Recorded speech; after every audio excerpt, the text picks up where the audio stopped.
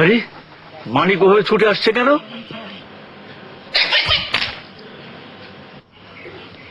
মুরব্বি, আপনি একবার আমাদের পাশে চলুন, নইলে বাবা আর চাচা ঝগড়া করছে, বিপদ হতে পারে। হ্যাঁ তাই? আচ্ছা তোমরা বসো, আমি আসছি।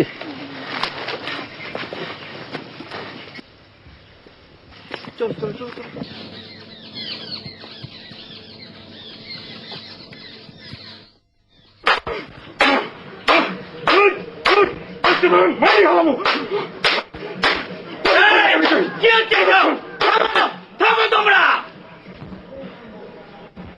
উত্তেজনার বসে, ক্রোধের বসে এসব কি করতে যাচ্ছিলে? হ্যাঁ, তোমাদের কারো আঘাতে যদি কারো জীবন বিপন্ন হতো তাহলে কি হতো? তোমাদের ছেলে মেয়েরা এতিম হতো, তোমার বউরা বিধবা হতো, জেল ফাঁস যা হতো তোমাদেরই হতো। বাইরের মানুষ তোমাদের নিয়ে হাসাহাসি করতো, তোমাদের দুর্দশায় তারা আনন্দ উপভোগ করতো, আর ক্ষতিগ্রস্ত হতো তোমাদের বউ ছেলে মেয়েরা। তোমরা কার জন্য বা কিসের জন্য এসব করছো? হ্যাঁ বলো। নিজেদের স্বার্থ রক্ষার জন্য বৃহত্তর স্বার্থ জলাঞ্জলি দিতে বলেছ। হ্যাঁ, একবারও কি ভেবে দেখেছো সব? মুরব্বী বসেন।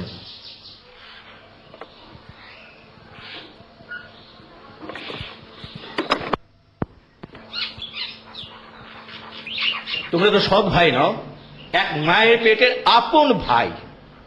কতদিনের দুনিয়া বলো? কেন এত রেশারেশি, কেন এত হানাহানি? একবারও কি ভেবে দেখেছো যে আমাদের সবাইকে একদিন সাদা কাফন পরে এই দুনিয়া থেকে চলে যেতে হবে? বড় মিয়া, ছোট মিয়া, মনে করো আজকে বড় মিয়া অসুস্থ হলো, বড় মিয়ার বউ অসুস্থ হলো, বড় মিয়া বাসায় নেই। এরা যদি থাকে ওদের সেবা যত্ন করতে পারবে, আবার এদের যদি অসুখ হয় তোমরা সেবা যত্ন করতে পারবে। একান্নবর্তী পরিবারের মতো সুখ বা আরাম ছাড়া কিছু নেই। একবার ভেবে দেখো, তোমরা যেভাবে হানাহানি রেশারেশি করো, এতেই আনন্দ নাকি একান্নবর্তী পরিবারের মতো থাকাই ভালো? কথাটা একবার ভেবে দেখো বড় মিয়া, ছোট মিয়া।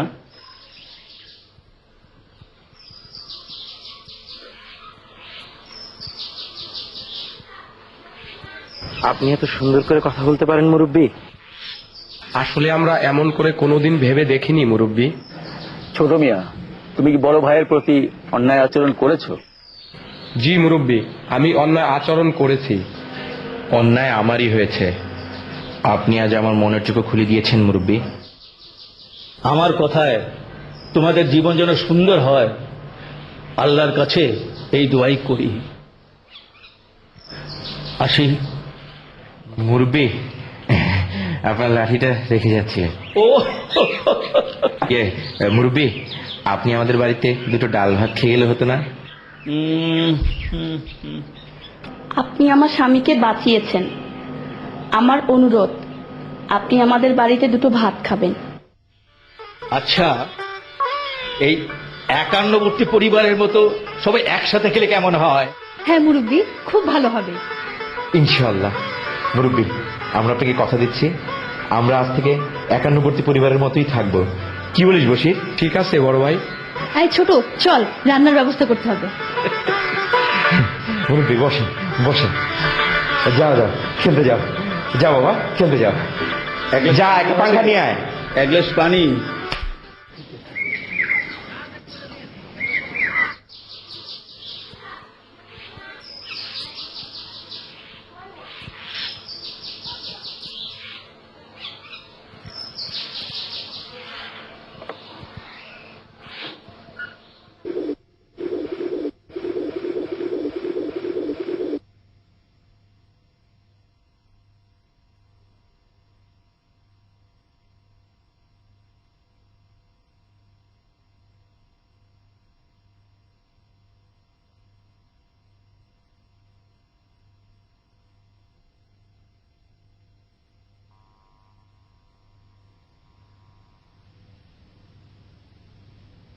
মুরব্বী আছেন?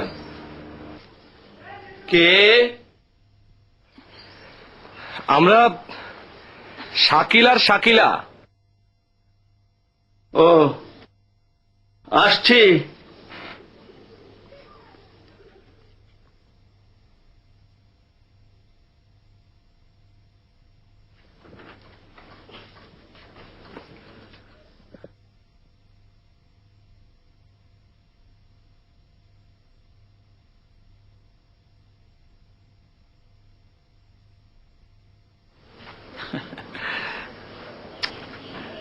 তোমরা সুখে থাকো, তোমাদের নতুন জীবন সুখের হোক, অন্তর থেকে এই দোয়াই করি। মুরব্বী, আমার কেমন যেন ভয় ভয় করছে। শাকিলার বাবা আমাকে জামাই বলে মেনে নিতে রাজি ছিলেন না। আপনার সহযোগিতা আর সমর্থন ছাড়া এই বিয়ে সম্ভব ছিল না মুরব্বী।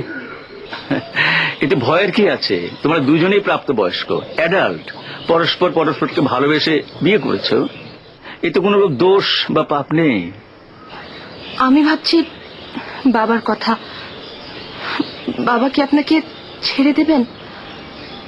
বাবার অমতে আপনি আমাদের বিবাহ বন্ধনে আবদ্ধ হতে সহযোগিতা করেছেন। সেই ক্ষোভে বাবা কি করে বসে আল্লাহ জানে। তোমরা ভেবো না, যে কোনো পরিস্থিতি মোকাবেলা করার মতো ধৈর্য আর সাহস আমার আছে। সবই আল্লাহর ইচ্ছা।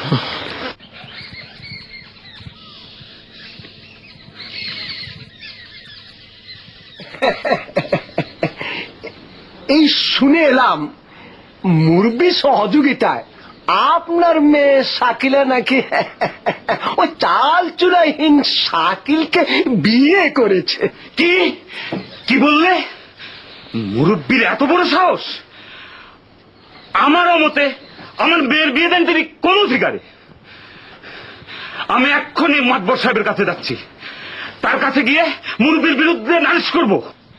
আপনি ঠিকই বলেছেন, আপনার মুরব্বীর বিরুদ্ধে শাস্তি চাওয়াই উচিত। চলুন, আমি আপনার সাথে যাব। চলো।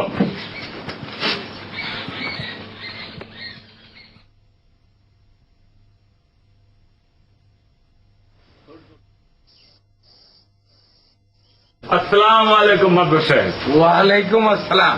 আসেন আসেন আসেন আসেন, বসেন। কি বিষয়? আপনার কাছে একটা নালিশ নিয়ে আসছি মাতব্বর সাহেব। কি নালিশ? আমি হলাম মেয়ের বাবা, অথচ আমার অনুমতি না নিয়ে, আমাকে না জানিয়ে ওই মুরব্বী আমার মেয়ের বিয়ে দিয়ে দিয়েছে।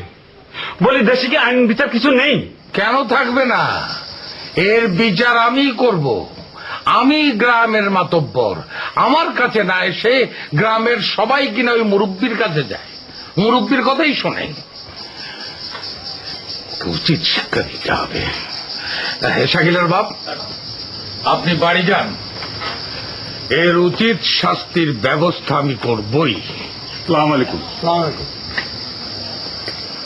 এই শোনা,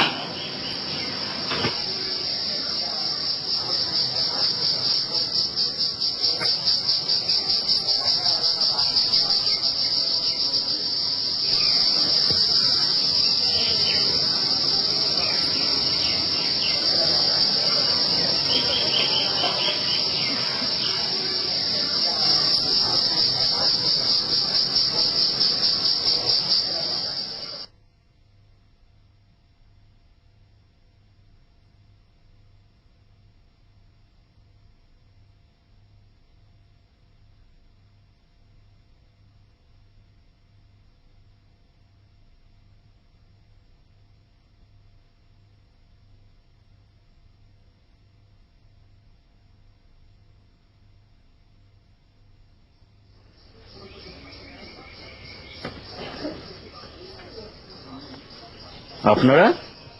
হ্যাঁ, আমাদের কাছে ইনফরমেশন আছে আপনার বাড়িতে চোরাই মাল আছে। আমার বাড়িতে চোরাই মাল? এ খবর আপনাদের কে দিল? আপনি চোরাই ব্যবসার সাথে জড়িত রয়েছেন বলে আমাদের কাছে ইনফরমেশন রয়েছে। আপনার বাড়িটা সার্চ করা দরকার। হ্যাঁ, নিশ্চয়ই। আপনার ভেতরে যান, সার্চ করুন। তবে আমার মনে হয় আপনারা রং ইনফরমেশন পেয়েছেন।